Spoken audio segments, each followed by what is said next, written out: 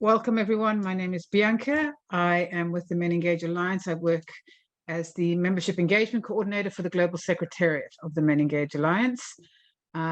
Today, I'm happy to welcome you to this peer learning session. So this is actually our third in the series. We've just started these. And we have CABC, and they're doing the heCareZA campaign. So they'll be sharing more about that with all of us today. And this is done with MenEngage Alliance in collaboration with UN Women. I'm going to hand over to you, Jenna-Lee. I will stop sharing my screen so that you can start. And Jenna-Lee, over to you. So thank you for being here, everyone. Great. Thank you so much for the introduction, Bianca, and for having us here today. We're very grateful to be part of the MenEngage Alliance and to be invited here to speak to everyone. We would really love to hear all your questions, your thoughts, your feedback. We know there's so much incredible knowledge in the room. We're also going to do breakout sessions at the end so we can get more feedback. We really love collaborations, partnerships, knowledge sharing. So we're really excited to be here today to share the tools and methodologies we've developed around social media listening tools and using social media and preventing technology-assisted violence. But we're also looking forward to hearing more from you and learning from you and from your experience in the sector and in your specific context. So just like to welcome you all and say thank you so much for attending. And I'm very excited to see people here from all over the world.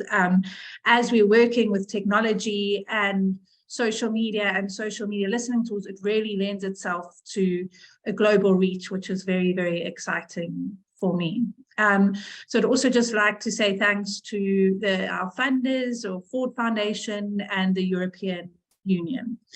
Can you go to the next slide, please? So the Center for Analytics and Behavioral Change is an organization that works a lot with preventing mis and disinformation.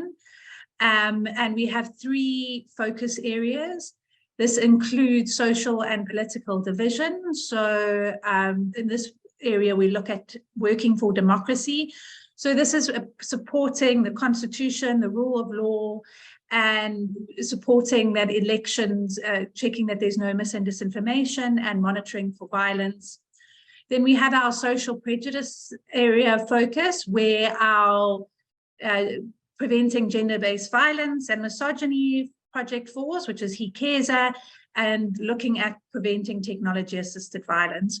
We've also do work in the LGBTQI+ space under this focus area, and also looking at xenophobia. And then we have our public health and safety area. So during COVID-19, we did a lot of work around this and all the mis and disinformation that was being spread in this time.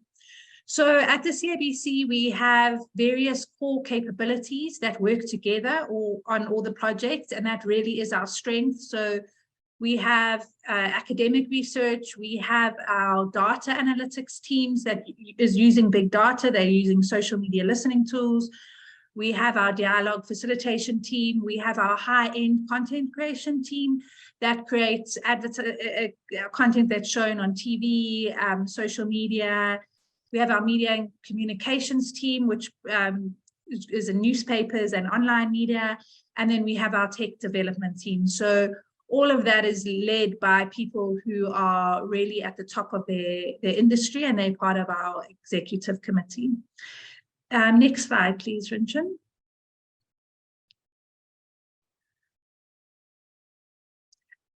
So the focus of this webinar is how to prevent technology-assisted violence. And that is around the heCareZA program that we've been running for the last 3 years. Next slide, please, Rinchen. So Geoff Mamputa is a senior member of our team, along with Steph Snell. They have extensive experience in conflict mediation. They were part of the anti-apartheid movement, working on the peace accord. They've been working with the IEC since the start of democracy in South Africa. They work on taxi wars, gang negotiations, all of this. So we're really drawing a lot on their experience in this project, because they've been working with violent men for decades. I know Geoff was having some technical difficulties. Geoff, are you able to speak? Otherwise, I will. Yes, if you can hear me, I'm on. Wonderful, we can hear you perfectly. So over to you, Geoff. Thank you. Good afternoon, everybody. I'm Geoff Mamputa, as Jenna-Lee has introduced. We at heCareZA work with men because we believe that it is men that can contribute much to the end, or to minimizing, or to the erasure of gender-based violence. And we aim to try and break the cycle that has been continues from generation to generation, through how men are socialized, how men interact and relate to women and children.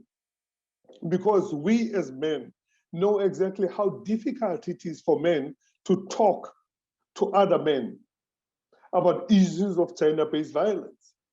Because as a man, once you start confronting other men about that, you start getting marginalized. You can imagine if your boss makes a sexist statement, what do you do as a man? You rather grin and bear it, even when your friends do it. So at heCareZA, we work with men and equip them and enable them and provide them with skills to interact with other men around issues of violence, about issues of fatherhood, about how to bring up the young men who will be the men of tomorrow. And this we draw from the history, especially here in South Africa, of working with violent men, as Jenna-Lee has said. Probably people know about the taxi industry in South Africa, the gang violence, and the war that we engaged in prior to 94. And we are still dealing with violent men who emerged through those eras. It is still there. The violence is still there. And therefore, we know that these men are hurt, and therefore they are hurting others. Thus we say, hurt people, hurt people. Now we are trying to heal people, to heal other people, especially men. That's what we do at heCareZA. That's why we need men, and to collaborate with them, to engage with them, to enable them to engage others. And once we can do that with your help, and then we'll take a huge step in our fight against gender-based violence. Thank you, Jenna. Thanks so much, Geoff. You can go to the next slide, please. So as I said in the beginning, please put questions for us in the chat, and any thoughts and feedbacks. We're all about collaborations. We are working with people throughout Africa. We've had interest from Europe.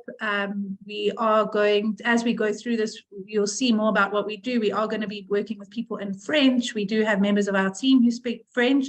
Unfortunately, he couldn't be here today because he's writing an exam, but please just message in the chat and just know that we're open to collaboration all around the world. So one very important part of our project is our social media listening tool. So we use social media listening tools to pull in large amounts of data from public social media.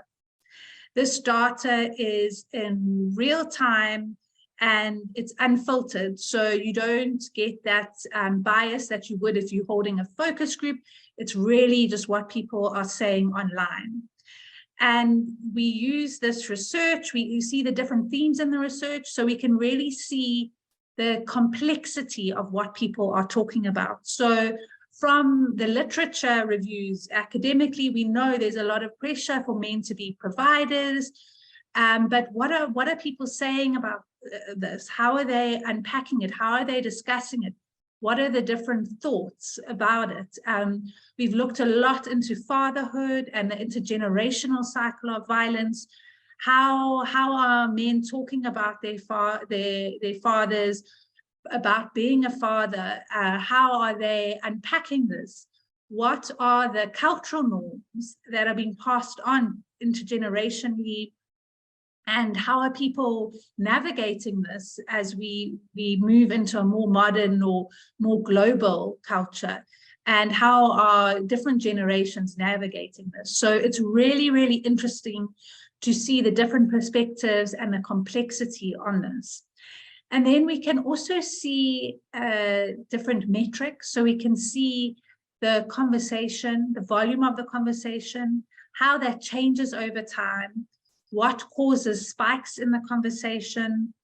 We can see the geographic location. So where are hotspots of gender-based violence and misogyny? So we can develop targeted interventions for those areas. We can see the breakdown of gender, of language. And so we can really get very deep insights into what has been said. And this is all used. So firstly, as I said, we really see ourselves in support of the sector. So we disseminate this research to other organizations, other NPOs, funders, so that they can use it in their work. Obviously, people are doing really incredible research themselves and in-person workshops and all of this. And so we share it with them to support the work that they're doing. Then we also use this research ourselves for data-driven interventions. So I'm going to go into that a bit more, but what we look for is entry points into the conversation. So instead of using academic language, we'll use colloquial language. For example, there's been a lot of conversation, instead of people saying, oh, men feel that they need to be a provider, there's a lot of talk about ATM dads, which is around men just providing financially and not being emotionally involved in their children's life. So we use, sorry, I think there was a technical glitch, but I think we're back on track. So it gives us entry points into the conversation so we can meet people where they're at. Next slide, please, Rinchen. So we use these social media listening tools for the research, and then we also use it to find thousands of men who are speaking out on public social media about gender-based violence and misogyny. So these are the men that are already on site. And to date, we've already found 30,000 men who are speaking out against gender-based violence and misogyny. So we then send them messaging saying, we see you and we stand with you. Come and view the dialogue facilitation training on our website. Here we have training in dialogue facilitation across different language contexts. So it's translated into different languages, where we teach men to have these conversations with other men. So how to engage with men, how to listen, how to ask questions, and how to get them to reflect on misogynistic or sexist beliefs, and how to get them to speak about their trauma and pain so that they can shift any misogynistic and sexist beliefs and kind of disrupt this intergenerational cycle of violence. We also have a dialogue deck for them where it gives them ideas of what they can say when a colleague makes a sexist joke, or we know men's WhatsApp groups can be really problematic, so what they can say if something happens there, or what they can say when they're at a bar with men who are saying derogatory things about women. And then we also invite them to join a Facebook group and WhatsApp groups where we provide them continuous support. There's also social media content that we've designed that they can share on their social media and through WhatsApp to start conversations with other men. So and then we have a team of in-house dialogue facilitators at the CABC who are online, engaging in conversations online and supporting our change agents to do the same. So the important thing to note is that this isn't once off. We're continuously drawing in thousands of more men. And we're doing it at scale. And we're also holding the men in process over time. So through these groups, we're having conversations, we're talking about all these issues, and we're also supporting them in having these conversations with other men, both online and offline. So we do a lot of work in the digital space on Twitter, on Facebook, we're also on TikTok.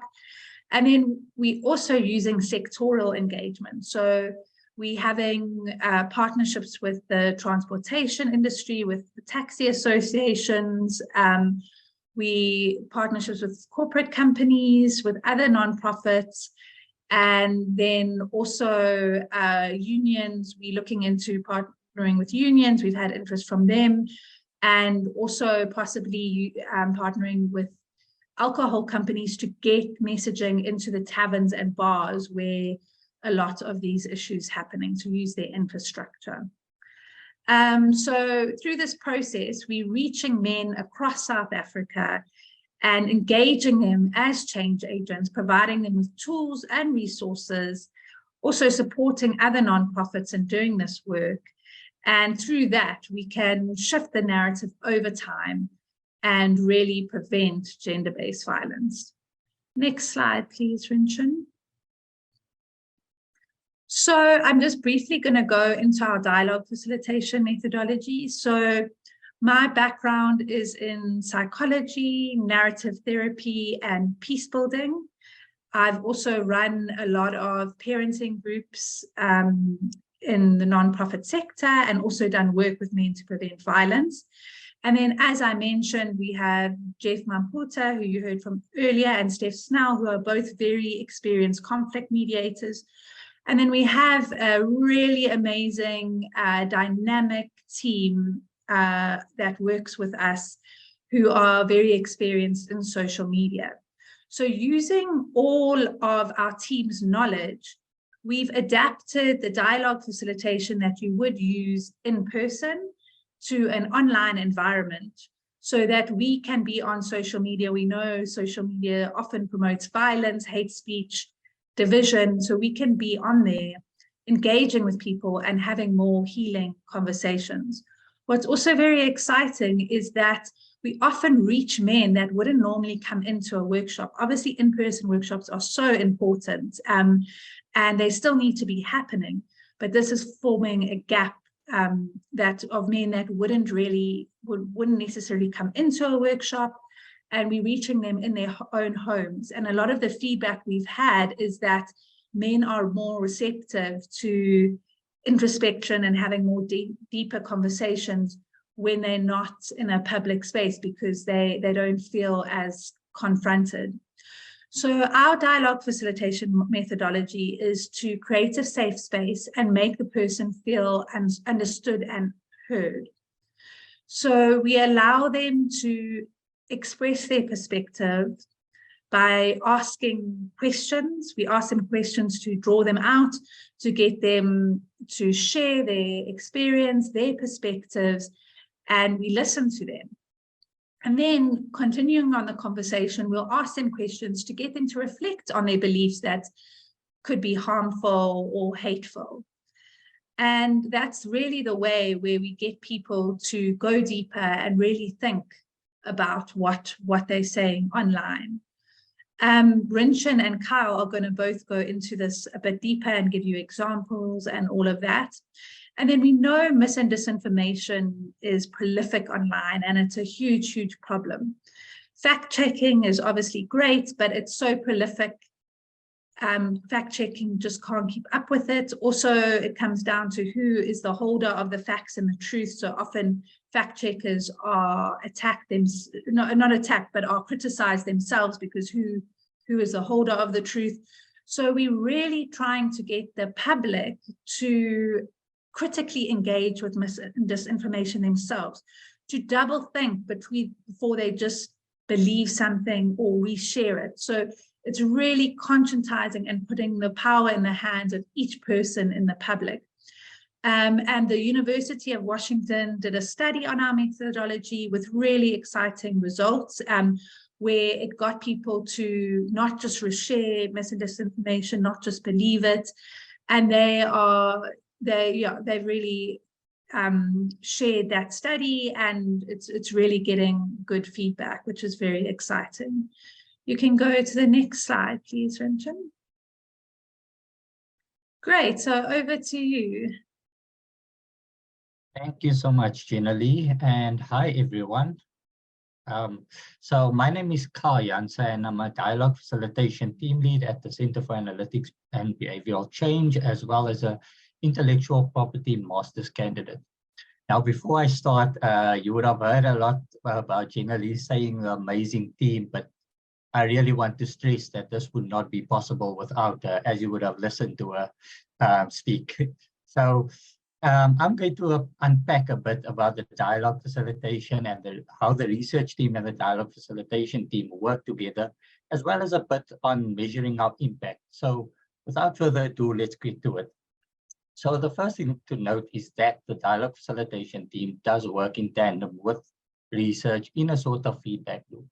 The insights and reports help to shape and guide our approach to online dialogue facilitation, where the conversations are happening, as well as giving a deeper understanding of these narratives.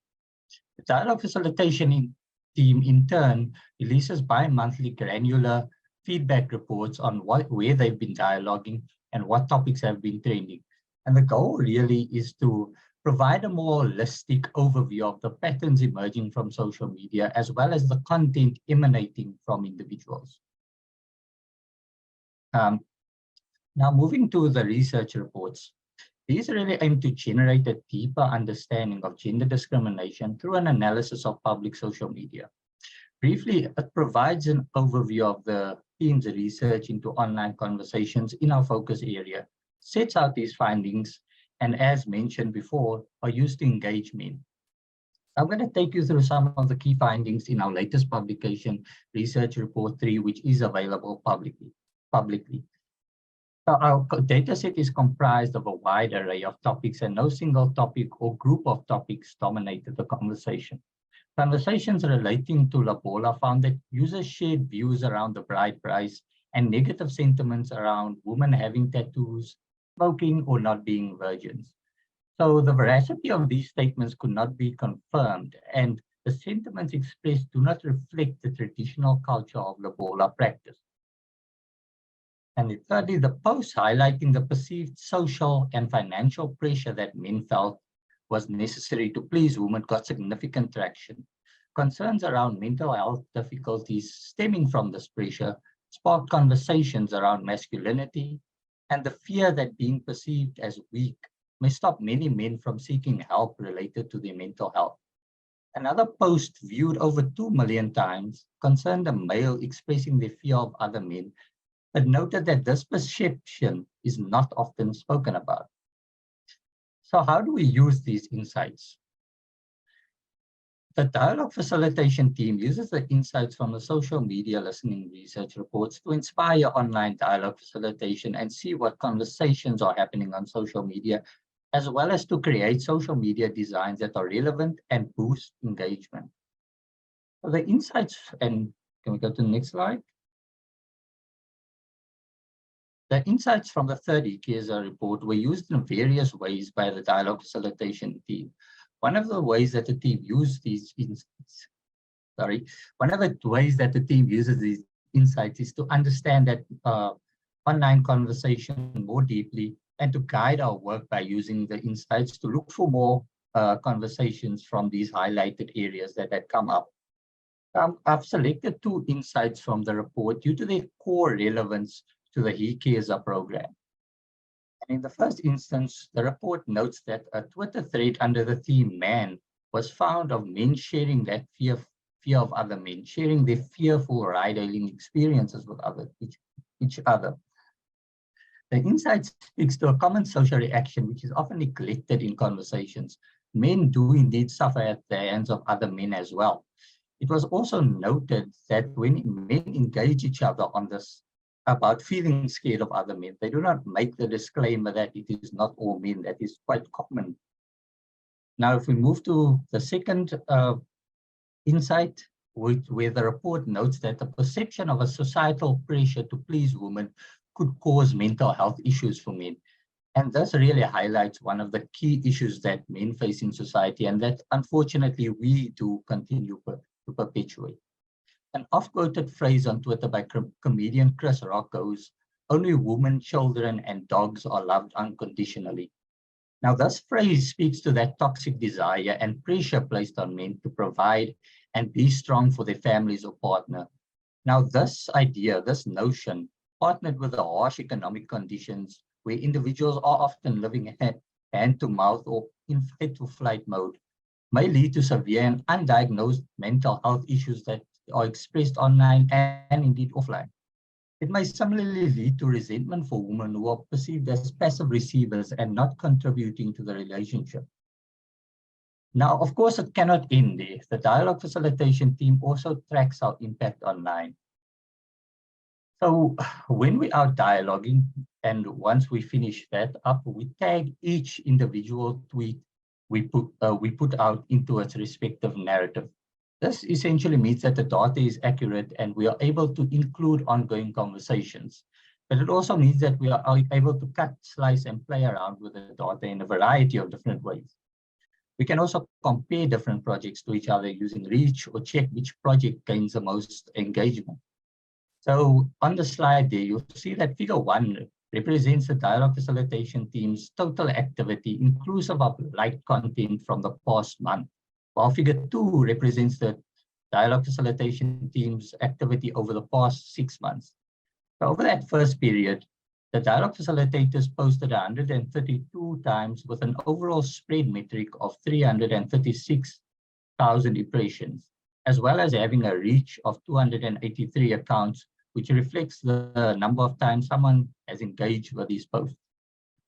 Now, it's very interesting to see how this all snowballs over the months, with our total mentions for the 6-month period being over 1,000, an impression count of 2.3 million, and a reach of 1.4 million. Now, the significance of these metrics are immediately apparent, but more than that, it also allows us to set and maintain targets while fulfilling our responsibilities in our other narratives as well. If we move to the next slide, we'll find 2 of my favorite tools to report on in the bi-monthly reports. So the topic wheel on the left gives us a high-level overview of some of the common topics that were engaged over the past 6 months. It represents, if we move close to the center, those represent the main themes, and then towards the edge, the spokes of the wheel, are the sub-themes thereunder. We find that women, men, and violence are centered in the conversation, which is unsurprising. But those keywords in the spokes of the wheel are really the significant areas. I'd like to specifically draw your attention to women, where we find violence, abuse, and cases, being cases taken to court, and sexual assault cases being the sub-themes under the theme of women. Now, interestingly, we also find that violence has its own theme. It's a main theme as well. Now, and the reason for this is really illustrated on the right hand of the slide, where we find the volume over time pie chart. You'll notice that most of the conversation engaged by dialogue facilitators are indeed centered on violence. Now, our violence tag does not only include physical violence, but psychological violence as well, such as stealthing, manipulation, and sexism. As the graph shows, about 47% of our conversations are happening in this area, which is a significant proportion, and immediately thereafter is hate speech. Now, this should not be interpreted to mean that we are always countering individuals encouraging violence. This also includes conversations with men asking questions around abuse, violence, etc., and indeed the dialogue facilitators themselves posing questions around these sensitive themes as they come up in the conversation, as well as encouraging more positive behavior on our part. Now, that same methodology and approach is also used in respect of our social media designs, which we monitor and are designed to elicit engagement. And yeah, speaking of this, so the dialogue facilitation designs are unbranded and created to blend in naturally with the conversation online. They use colloquial language, slang, and we encourage an unpolished look and feel. We found that this, in addition to the removal of any branding, encourages engagement and self-reflection. It's a design made by us that it could have easily been made by the viewer themselves. We have created well over 100 designs in multiple different languages, and they are used by dialogue facilitators and activists while engaging online. They are also made available to external partners. So they, as noted, they are designed to support the work of facilitators as well as activists and external partners. Some of these designs can be seen below. Interestingly, that design on the left over there was created by a text-to-image AI system. Now, if we move to the next slide, you'll note the inquisitive nature of each design, aiming to get a response and start that dialogue process. I'll focus on one or two just to give you an idea of how the research insights also feed into these designs. On the left, you'll find a design noting that when young boys and young men speak about their first sexual encounter being with an older woman, they are being told they are pushing an agenda. Now, this is an insight directly from our first research report, where a user expressed his frustration around this notion that young boys are told they are pushing an agenda whenever they bring forward these cases of sexual impropriety. The two designs at the bottom speak about fatherhood and affection. We found that when men show their sons affection, they are told that they are making him feminine, making him soft, or they just a flat-out refusal to show their sons affection. So these and other similar designs pose the question, is it wrong to show your son affection? What type of affection did you get when you were growing up, etc.? Again, the designs are inquisitive, and it doesn't really matter what the response is. It serves to get that conversation started and hear the individual out and start the dialogue facilitation process. So I'm going to hand you all over now into the competent hands of Rinchen, who will go a bit more into our external partners and activities. Thank you all, and over to you, Rinchen. Thanks, Carl. My name is Rinchen Van Rijswijk, and I'm an experienced professional in the NGO sector with diverse expertise in program management and development and implementation, as well as dialogue facilitation. And I'm the deputy manager of heCareZA and the dialogue facilitation at CABC. So in terms of recruiting allies, we're recruiting male allies through our social media listening tools, and these are men who have spoken out against violence online. So to date, we've identified 45,000 men who are speaking out, and we send them messaging to invite them to view the dialogue facilitation training on our website through our skill kit. Basically, the skill kit on our website helps men to learn how to listen and talk and help heal other men who are violent. It also equips them with the skills that they need to have courageous conversations with men about how to end hatred and violence towards women. We also host dialogue jams. So one of the things that we do as a team is host weekly dialogue jams. So these are fun collaborative meetings in which we play music and have discussions while dialoguing online. So as we are all dialoguing together, there are natural peaks in the conversations, and these peaks lend validity to our belief that collaborative and high impact facilitation within set timeframes really allows us to amplify our messaging. We also share invites to external jams where we invite digital activists to join the dialogue jams and then have discussions around various topics. We are actually going to be holding an external jam next week, Tuesday. And if you would like to join, you can pop your number in the chat and we can add you to our WhatsApp group where you can find out more information around that. So in terms of how to get involved in the work we are doing, basically we are drawing digital activists into a process of engagement and engaging with them through conversations online, as well as through sharing our dialogue facilitation methodologies and other resources to equip them with the skills to have those conversations online themselves.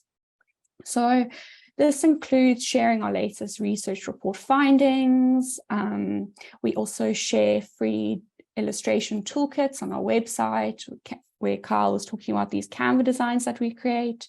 So you can access free content to share on your social media, to get conversations started around issues such as fatherhood, intergenerational violence, and men's mental health.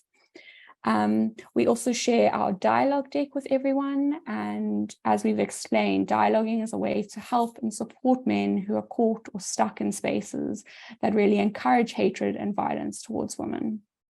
And the dialogue deck will help you to change men's harmful beliefs towards women, and also to help men to express themselves differently online. So on the dialogue deck, there are examples of sample tweets and suggested responses, which our facilitators put together, and they show you possible ways of how you could reply to a post when using the dialogue facilitation methodology. You can also join our heCareZA Facebook group, which is a place in which men can talk to other men about their experiences and hear from each other and create a support network between themselves. We also have a digital activism WhatsApp group, which I've mentioned about, which everyone's welcome to join, and we share regularly on there too. In addition, we have also just relaunched our Turn.io menu, in which users can engage with us on WhatsApp by messaging hi to our number. And this really gives people access to resources and shares our dialogue facilitation methodology so that they can get involved online and start making an impact. I'll be sharing all of the relevant links in the chat after this. In terms of, the digital activists, as part of our upscaling strategy, we will engage in different partnerships with various sectors. Jenna-Lee has mentioned these, but the aim is to expand our reach into these sectors, so including unions, taverns, pubs, taxi associations, learning institutions, and other sectors. And basically this will allow our additional exposure to the target audience and will boost our offline impact. So currently our dialogue facilitation team leads are starting the process of recruiting individuals to join us as digital activists. And we'll be launching bespoke digital activist trainings to various groups and sectors later this month, which is really exciting. And we also work in collaboration with other sectors to develop and run thematic campaigns to increase public awareness of the impact of harmful gender discourses. So for these campaigns, we use different communication mechanisms, such as different social media platforms, print media, radio, as well as television. And we'll also make available a selection of interviews, as well as public service announcements and content that includes social media posts and conversation starters so that everyone can get involved. And really through this process, additional change agents will be recruited within the diverse sectors to join the heCareZA dialogue facilitation process. So we'll be mobilizing and training change agents in an ongoing process to provide them with resources and to get involved. So all of our resources have been developed and adapted for the different groups of digital activists. So for example, the individuals from the taxi industry will have specific content that they will co-create with their team lead and make sure that it's relevant to the people that will be engaging within that sector. There's also a plan for the different WhatsApp groups, which is currently being put together, in which the digital activists can be engaged on a daily basis and then get a better understanding of the work that the heCareZA collective is doing, as well as how they can get more involved. So it would be, if anyone is interested in getting involved, you can email us at info@hecareZA.co.za and we'll happily reach out to you and see how we can work together. But as I said, I'll be sharing all the relevant links after this. So yeah, if any of this sounds interesting to you and you want to take action, you can use our free illustration toolkit, which is available on our website. On your social media pages to start having these conversations with your friends and family about difficult topics like men's mental health or cases of violence. And it's important to remember that if you want to see positive change or speaking out against men's violence attitudes online and in your community, you have the power to do so, and you have the power to become a change maker and end violence towards women and children. So that addresses our low-end content, or we refer to as our low-end content, which are the Canva designs, and those are available on our website. But in addition to that, we also create high-end advertising content. And we've just launched season 3 of Under the Microscope with South African comedian Dr. Riyad Moosa. And in the series, Riyad Moosa uses his trademark sense of humor to engage with these difficult topics and is putting them under the microscope to show us why we need to talk about gender and violence differently. So topics such as misogyny, fatherhood, men's mental health, and Lobola are all unpacked, and you can watch these videos on our YouTube channel by searching for Under the Microscope. We also see ourselves as in service and support to the sector, and really encourage our dialogue facilitators and digital activists to support other partnership organizations. So things like supporting their social media pages by liking, sharing, and commenting on their posts. As I mentioned, I'll add all of the relevant links into the chat if you want to get more involved. But yeah, thank you for your time, and I'll now hand over to Jenna-Lee to conclude this. Great, thanks so much, Geoff, Rinchen, and Kyle. Although I've heard about this all before, it was really lovely listening to you. So thank you so much, and thanks for everyone who's been posting in the chat. It's great to see your questions and contributions.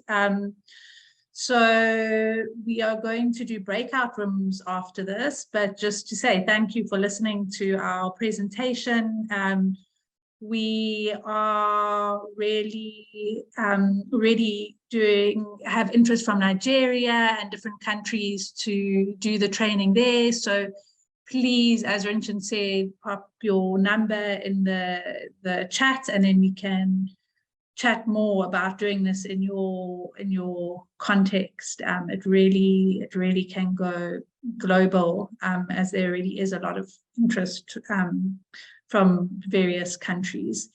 So now, Bianca, I think we are ready to do the breakout room. So really this part of it is meant to see how you can apply these new tools in your context. Obviously, everyone in the room has extensive experience and knowledge of their context. So we'd love to hear your feedback and your thoughts on the different tools and methodologies we've presented.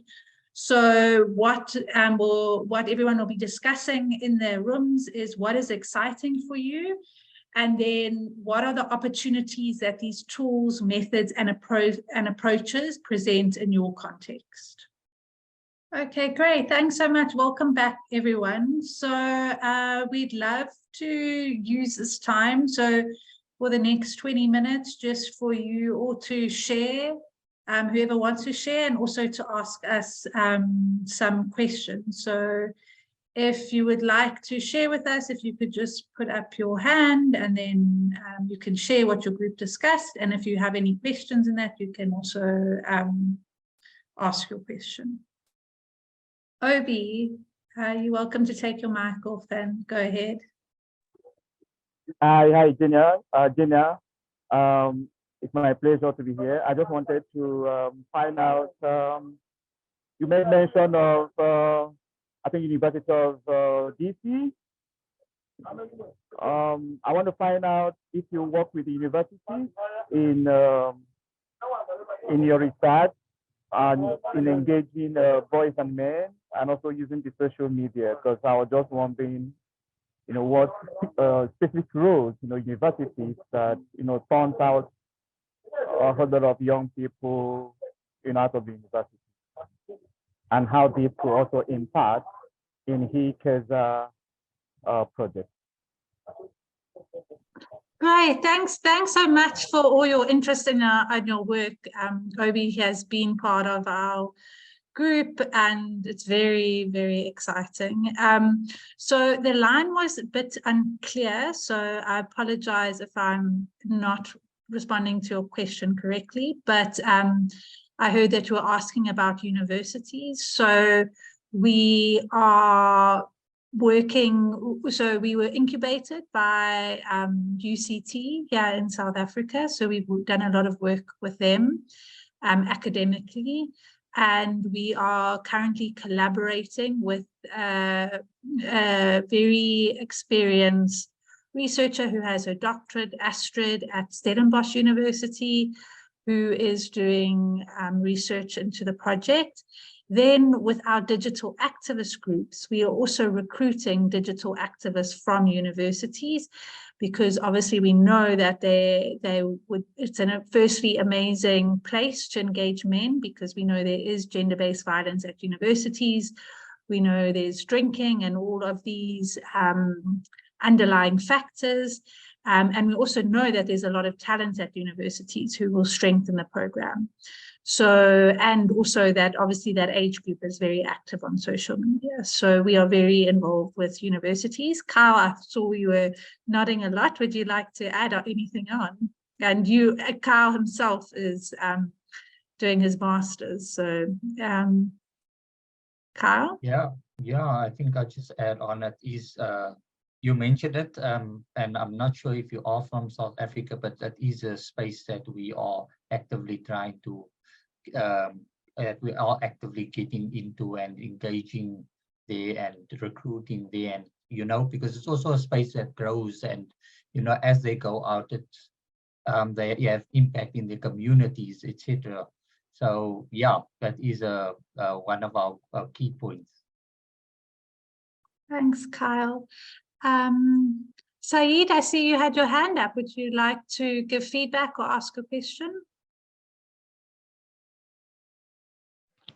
I want to say something about my country. That would be great. Thank you. Hey, hello everyone listening out there. I am Saeed from South Asia, Pakistan. I want to say that in our country, men's are, as mentioned before in the presentation, men's are not safe in my country, especially. They are displaying women. They are displaying women everywhere, especially the liberals. They are highlighting the women's rights, but they do not speak about the women's. The men's, so sorry, about the men's. Men's also suffer. Thank you so much for sharing that. That's very powerful and important. And really at the center of our work is men's trauma and pain and healing from that too, and creating these spaces. So thank you. If you haven't shared your number in the WhatsApp chat, please do. We would love to have someone from Pakistan, because obviously you really understand your context. So it would be amazing to have you as part of this. And thank you for sharing. I have texted the number in the chat. Wonderful. Thank you so much. You're welcome. All right, whoever has their hand up can go next. I'm just going through. Sorry if I will be mispronouncing your name, but Muka Habeshimia, would you go next, please? It would be lovely to hear from you. Do you want to put yourself off mute and share? All right, maybe John, do you want to go next? I think the people that have their hands up maybe are struggling to put themselves off mute, or they have tech issues. Does anyone else want to share or ask any questions?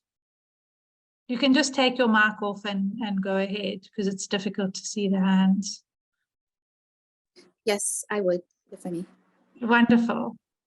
Yeah, just wanted to know, Nicole Hendrickson from the Caribbean, just wanted to know if there are any initiatives on my side or in my region anytime soon, or is that something that could be explored? There's not at the moment. That's definitely something that could be explored, and we would love that. So please share your number in the chat, and you can also email us. Rinchen, maybe you want to put the email address in the chat again. And that's something we would love to explore. Yes, thank you. Right, who would like to share next? You can just take your mic off and go ahead. Hola, muy buenos días desde Costa Rica. Un saludo enorme, una excelente oportunidad de compartir de un tema tan relevante como es el impacto de la violencia patriarcal y misógina en redes sociales y demás. Muchas gracias por compartir su proyecto.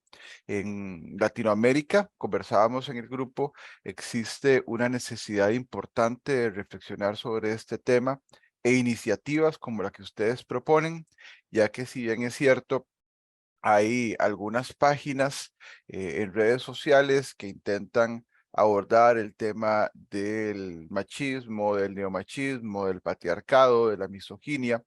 Yo les comentaba que un elemento que me ha llamado la atención es que cuando entran personas que no están de acuerdo, que tienen tal vez incluso una respuesta violenta a los posts, entonces la forma en la que se responde desde ese espacio es también con violencia.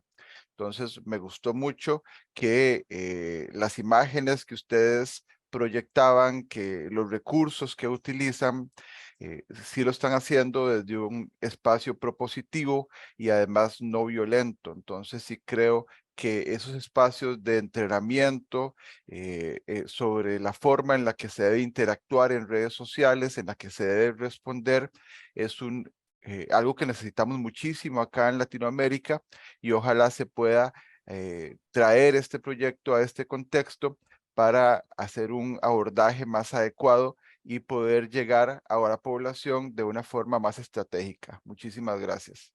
Thank you so much for that. That's really really captures the essence of what we're doing. So I really appreciate your words, and that it is also applicable to your context, which obviously you are the expert of. And so it's very exciting for me what you've shared. So Bianca asked us to share some of the lessons learned. And I think what you just said captures some of the really huge lessons that we've learned throughout this project. So a lot of it is around, we've spoken around that men don't have space to speak about their mental health and their own trauma. And also when someone is in a bully and violent, they often get treated with more bullying and violence, which isn't really an effective way to change their behavior. So this really looks at a different way of doing it, and using social media to make people feel engaged and comfortable to share and reflect. And a lot of this is done using colloquial language. So instead of using words like patriarchy and masculinity, which for the everyday person may be very disengaging, it's really to use words that draw people in. And also around the images, UN did a really amazing training on hope-based narratives. And this is really showing a hopeful version of the future. So we always were trying to promote more positive messaging, but that is also really incorporated into what we're doing. I just wanted to ask Geoff, would you like to say a few words? Because it really, are you okay, Geoff? I think we can, yeah, would you like to say a few words about, there's something that Syed said earlier on about men not being heard. Earlier on, that men suffer too, and that men's pain, I think, in terms of what he was saying, is not acknowledged. I would like to touch on it because most of the time we are socialized as men not to express our pain. We get mocked when we show pain by other men, and so most of the things that are done, most of the violence is perpetrated by men around that. That's why we adopted the approach that said it's okay to express your pain. It's okay to say how you feel. It's okay to tell other men how you feel. It's okay to allow other men to show how they feel.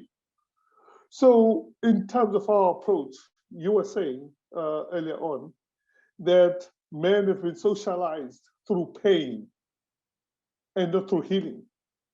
And that's what we're trying to do in this program. Thanks, Jen. Thanks so much, Geoff, and thanks, Pablo, for sharing. If you haven't put your number in the chat, please do, and email us. We would love to look at doing the program in your context. And as I said, as it's online and social media, it's perfectly positioned to do that. Antonia, please go ahead, and thank you so much for joining us. I was very happy to see your face, a face that I know. Oh, thank you. And it's just so amazing hearing about this work that you're doing. I think it's so fantastic, so well done.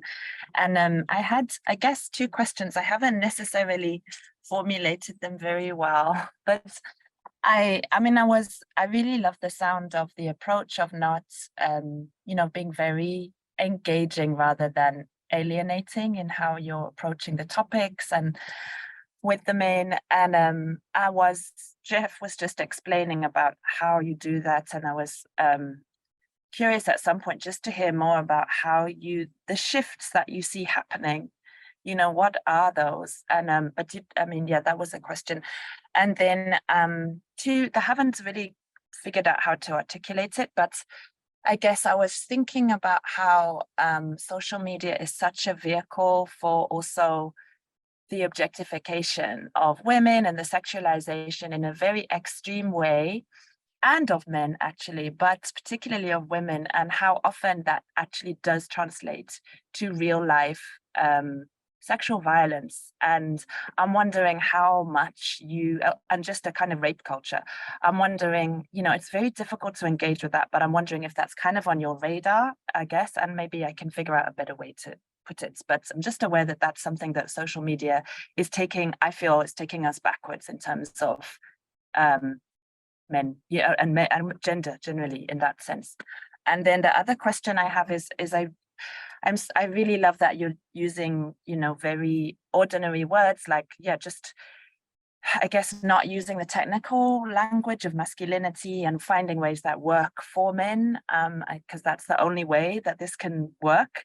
And I guess I'm also just wondering, how do you keep accountable to, I think with all work with masculinities and men, it also has to kind of be accountable or have this like some kind of with women's movements, just how you make sure that there's that engagement with women's movements in different countries, and just to keep, even if you're not using the word feminist, fine, but like making sure that there is that sort of accountability with women's movements.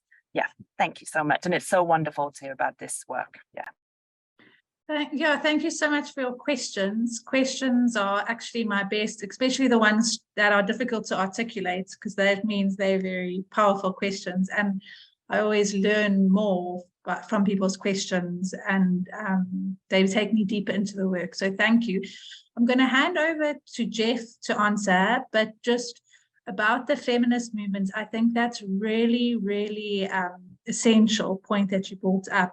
So we work very closely with a lot of organizations, and many of them are feminist movements, and we obviously we have women. I mean, I'm the project manager, I'm managing the project, I'm very part of the feminist movement world, so we are very accountable to that.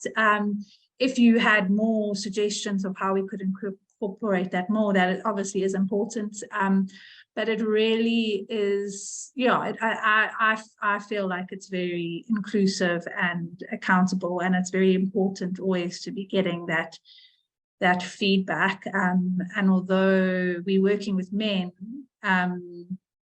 we are really part of that broader movement. And the other thing I just wanted to share, when I started with this project, it was 3.5 years ago, and I just done my master's in peace building, looking at all the literature around masculinities, and so all that language was so natural to me. And again, Bianca was asking us to share lessons learned, and that was one of the biggest lessons I learned, that I had to, yes, all that literature and knowledge could shape things, but not to use that language, and rather use the language that people are using that's more relatable to them.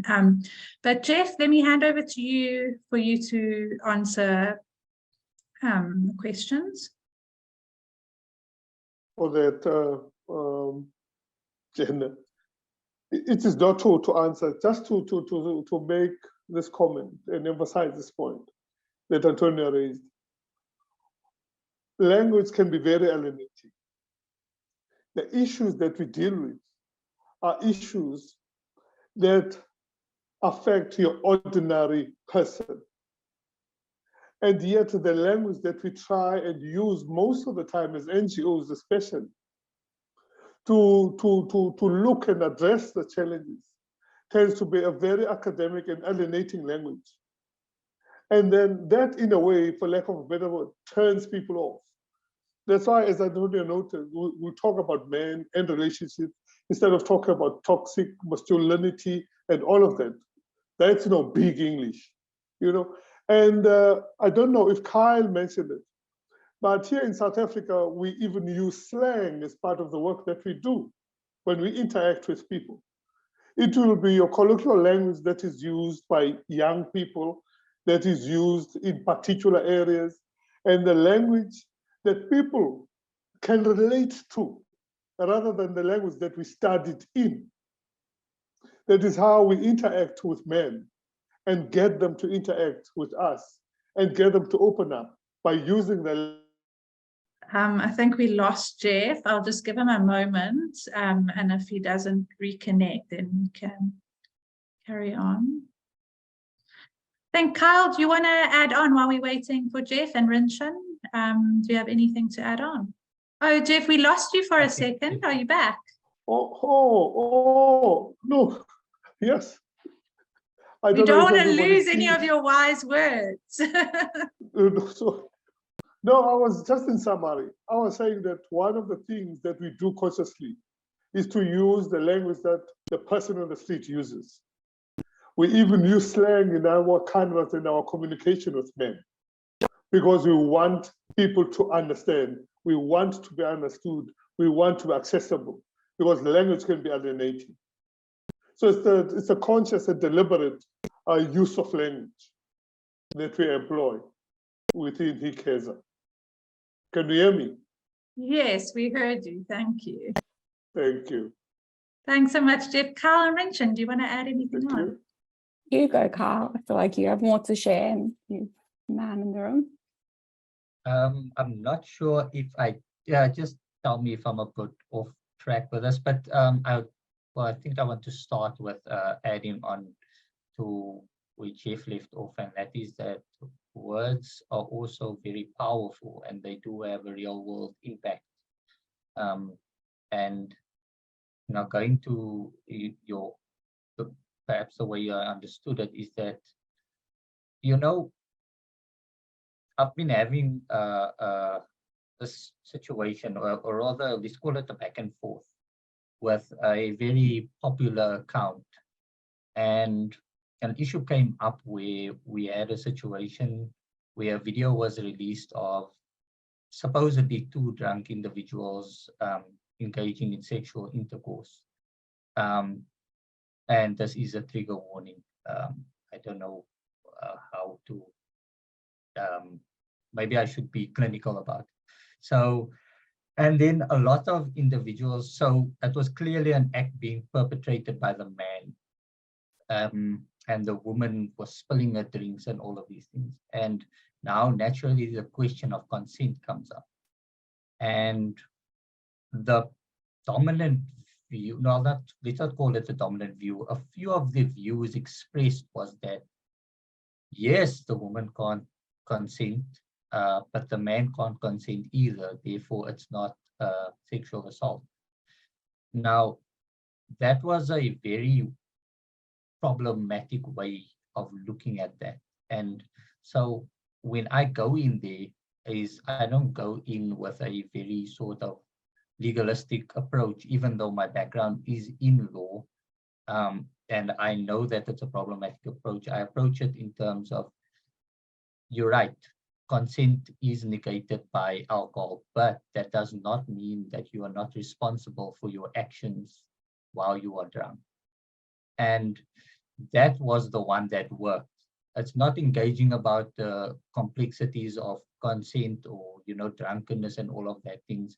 And then I also made an analogous argument. If I commit a murder while I'm drunk, it's still a crime. If I steal while I'm drunk, it's still a crime. So just around that sort of idea, and that's really where we want to get into is, you know, once you have this conversation about consent, once you get into this, no, but, and you start changing people's mind around how they think about acts being perpetrated, how they think about, you know, how their words affect the next person, because now the next person comes and reads that and said, if I'm drunk, that's fine, but I'm not liable, you know? So yeah, just to add that. Thanks so much. So Antonia, I don't think we answered all of your questions, and I have more to say. So that please, I did email you after our last conversation. So I'm very happy to have a follow-up meeting and go into things more. And I'd love to hear more of your feedback as well. And we need to finish off now, but that goes for everyone else on this call. If you would like, if you have more questions, if you would like to engage with us further, please get in touch. We'd love to hear from you. So over to you, Bianca, to finish off, and also thank you so much to Bianca and the MenEngage team for hosting us and all the work that they've put into hosting this webinar.